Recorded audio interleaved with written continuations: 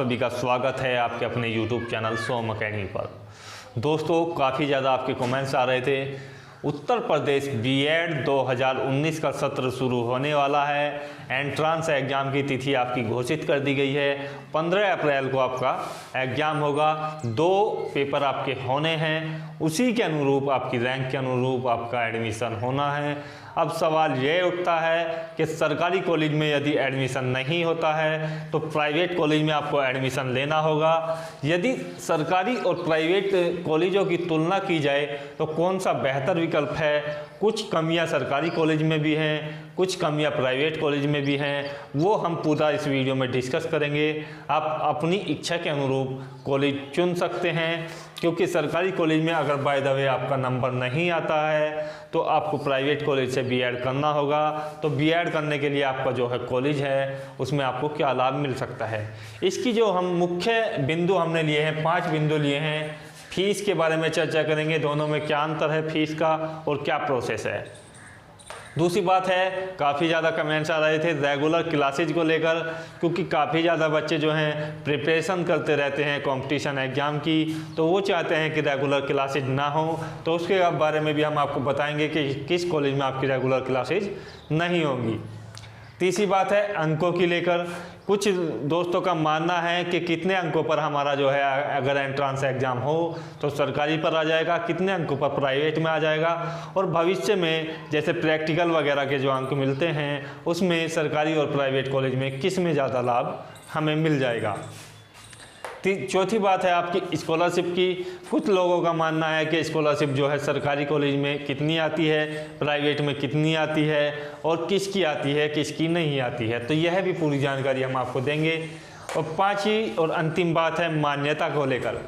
काफ़ी लोगों का जो कंफ्यूजन है कि सरकारी कॉलेज और प्राइवेट कॉलेज के अगर आपने पढ़ाई की है तो किसकी मान्यता अधिक है, क्या आपको लाभ होगा। तो पूरी वीडियो को देखिएगा ध्यान से, और वीडियो को लाइक करने के बाद शेयर ज़रूर करें। और दोस्तों, जो दोस्त नए हैं चैनल को सब्सक्राइब कर लें। हमने यहाँ पर 15 अप्रैल को जो आपकी परीक्षा होनी निश्चित हुई है उसके लिए लगातार प्रैक्टिस सेट ऑनलाइन क्लासेस डाली हुई हैं, आप उन्हें भी देख सकते हैं, जो काफ़ी हेल्प आपकी करेंगी। अंतिम समय आपका चल रहा है, तो देखते हैं। सबसे पहले लेते हैं फीस। तो फीस के बारे में हम आपको बताएं कि सरकारी कॉलेज और प्राइवेट कॉलेज में फ़ीस का क्या डिफरेंस होता है। यदि बात की जाए सरकारी कॉलेज की फ़ीस की, तो सरकारी कॉलेज में विविध यूनिवर्सिटी में अनेक कॉलेज सरकारी कॉलेज होते हैं, एडेड कॉलेज होते हैं। उनमें जो फीस है प्रत्येक कॉलेज की अपनी अलग अलग निर्धारित की जा सकती है, लेकिन एक अनुमान है, वो है आपका 500 रुपये से आपकी फ़ीस शुरू होकर और 10,000 रुपये तक आपकी होती है। इससे अधिक फीस आपकी नहीं होती है सरकारी कॉलेज में। 500 रुपये से 10,000 रुपये के बीच आपकी सरकारी कॉलेज में फ़ीस हो जाती है। किसी कॉलेज में 2,000 रुपये होती है, किसी में 5,000 होती है। मैक्सिमम जो फ़ीस होती है वो 10,000 रुपये आपकी होती है सरकारी कॉलेज में। यही प्राइवेट कॉलेज की बात की जाए तो देखिएगा, जो सरकार ने मानक तय किए हैं, मैक्सिमम जो एक फर्स्ट ईयर की और सेकेंड ईयर की फ़ीस के बारे में, दोनों वर्षों की जो फ़ीस है वो लगभग 82,000 रुपये सरकार ने मानक तय किए हैं कि 82,000 से ज़्यादा आपकी फ़ीस नहीं हो सकती, 82,000 से ज़्यादा नहीं हो सकती। यह जो है सरकार ने नियम बनाया है एनसीटी की ओर से कि 82,000 से ज़्यादा फीस नहीं ली जा सकती यदि आप यूपी में बीएड करना चाहते हैं दोनों वर्षों की। तो कहीं ना कहीं यहाँ पर बार्गेनिंग होती है, वो कॉलेज अपने हिसाब से सेटिंग कर लेते हैं कि अगर हमें एडमिशन लेना है तो हम बता दें आपको, यहाँ पर 25,000 से आप कह सकते हैं 25,000 से आपकी फ़ीस जो है 50,000 रुपये तक आपकी हो सकती है प्रति वर्ष। तो कुल मिलाकर हम कह सकते हैं, क्योंकि 2 वर्ष का आपका प्रोग्राम होता है बीएड, तो एक साल में 25,000 रुपये से 50,000 रुपये तक आपकी फ़ीस हो सकती है प्राइवेट कॉलेज में। वो कॉलेज की पॉलिसी पर निर्भर करेगा कि आप कौन सा कॉलेज चुनते हैं, किसकी फ़ीस ज़्यादा है किसकी नहीं है। आप बार्गेनिंग कर देख सकते हैं अपने कॉलेज में जाकर, जो आपके आस पड़ोस में हैं, संबंधित जानकारी ले सकते हैं फ़ीस के बारे में। दूसरी बात आती है हमारी रेगुलर क्लासेज की।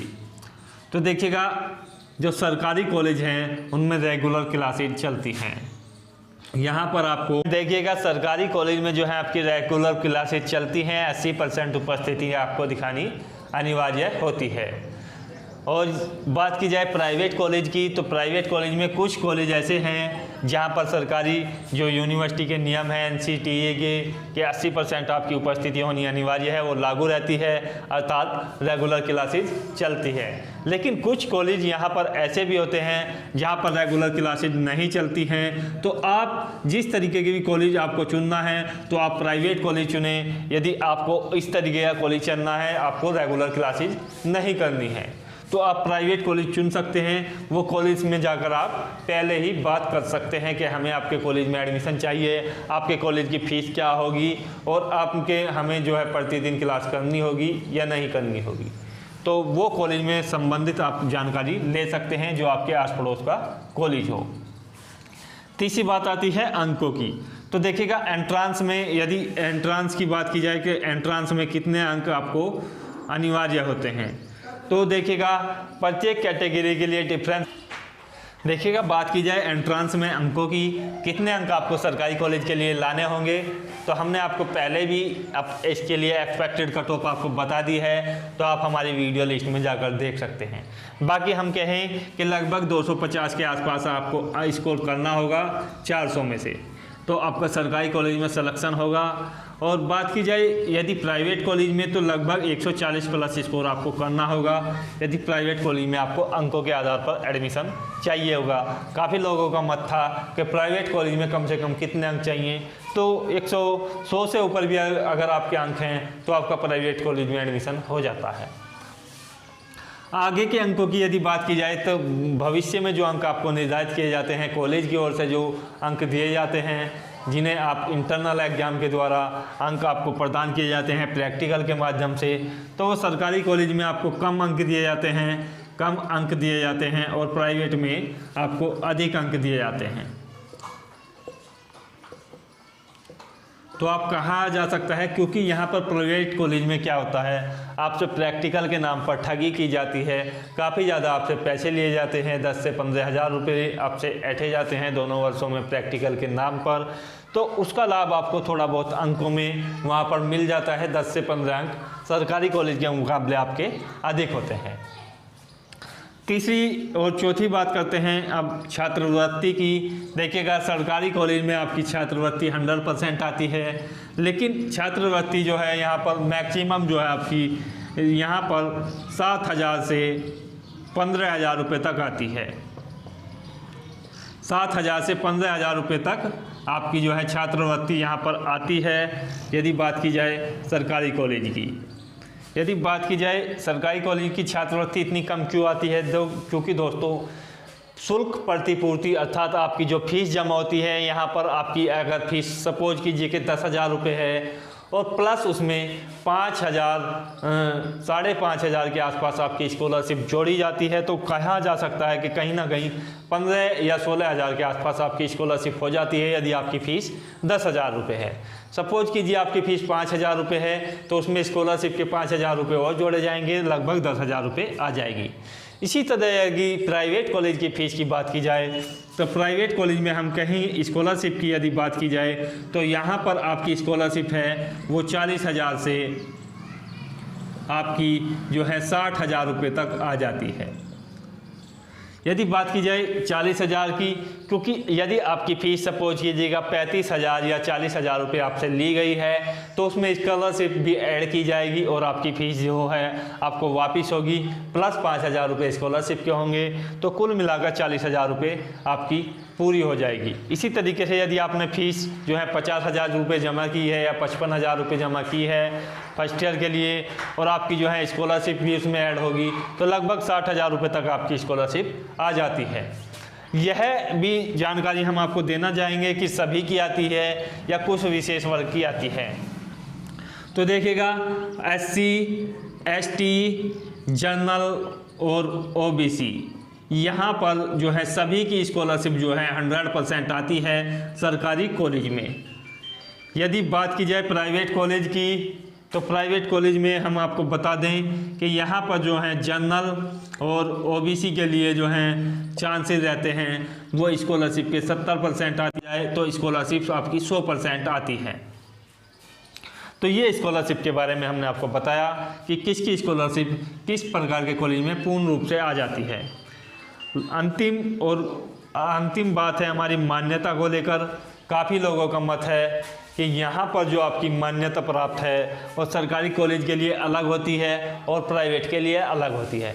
तो दोस्तों ऐसा बिल्कुल नहीं है, मान्यता दोनों के लिए जो है समान रहती है। अर्थात आपके लिए सरकारी से किया हो या आपने प्राइवेट से किया हो बीएड, आपको जो है समान मान्यता समान रूप से देखा जाएगा।